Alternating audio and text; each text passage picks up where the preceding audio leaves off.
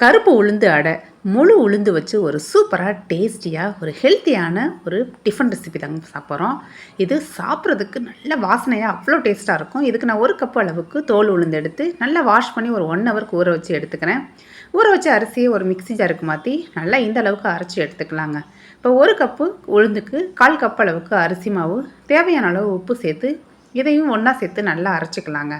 அரைச்ச மாவு பாருங்கள் இந்த கன்சிஸ்டன்சியில் இருக்கணும், ரொம்ப தண்ணி ஊற்றிட வேணாம்.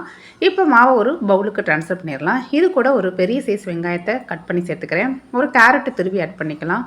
தேவையான அளவு மல்லி இலை, கருவேப்பிலை, பச்சை மிளகாய் எல்லாத்தையும் பொடி பொடியாக கட் பண்ணி சேர்த்துக்கலாங்க. கொஞ்சமாக தண்ணி சேர்த்து ஒரு அடை மாவு கன்சிஸ்டன்சிக்கு இதை நாம் இந்த மாதிரி மிக்ஸ் பண்ணி எடுத்துக்கலாம். இந்த கருப்பு உளுந்து அடை ரொம்ப ஹெல்த்திங்க.